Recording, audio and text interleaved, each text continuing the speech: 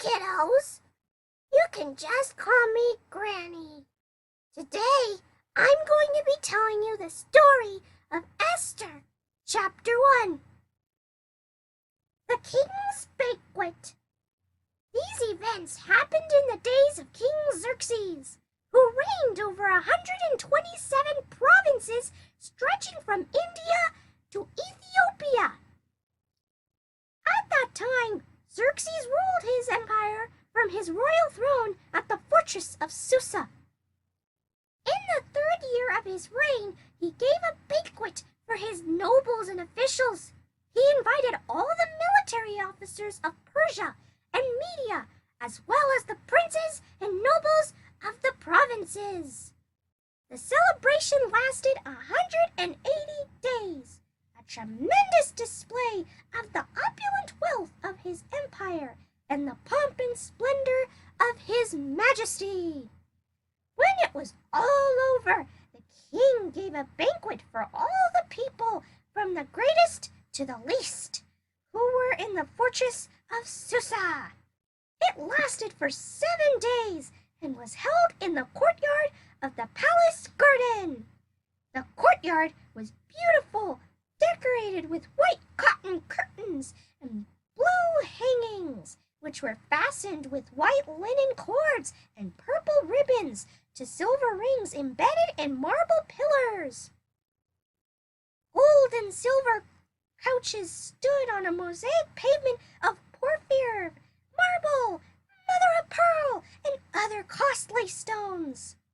Drinks were served in gold goblets of many designs, and there was an abundance of royal wine, reflecting the king's generosity. By edict of the king, no limits were placed on the drinking, for the king had instructed all his palace officials to serve each man as much as he wanted. At the same time, Queen Vashti gave a banquet for the women in the royal palace of King Xerxes. Queen Vashti deposed. On the 7th day of the feast, when King Xerxes was high in spirits because of the wine, he told the 7 eunuchs who attended him, Mehuman, Biztha, Harbona, Bigtha, Abagatha, Zethar, and Carcass, to bring Queen Vashti to him with the royal crown on her head. He wanted the nobles and all the other men to gaze on her beauty, for she was a very beautiful woman.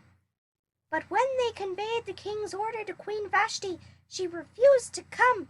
This made the king furious, and he burned with anger. He immediately consulted with his wise advisers, who knew all the Persian laws and customs, for he always asked their advice. The names of these men were Karshena, Shethar, Admatha, Tarshish, Meres, Marsena, and Memucan, 7 nobles of Persia and Media. They met with the king regularly and held the highest positions in the empire. What must be done to Queen Vashti? The king demanded. What penalty does the law provide for a queen who refuses to obey the king's orders properly sent through his eunuchs? Memucan answered the king and his nobles, Queen Vashti has wronged not only the king, but also every noble and citizen throughout your empire. Women everywhere will begin to despise their husbands when they learn that Queen Vashti has refused to appear before the king. Before this day is out, the wives of all the king's nobles throughout Persia and Media will hear what the queen did and will start treating their husbands the same way. There will be no end to their contempt and anger. So if it please the king, we suggest that you issue a written decree, a law of the Persians and Medes that cannot be revoked. It should order that Queen Vashti be forever banished from the presence of King Xerxes, and that the king should choose another queen more worthy than she.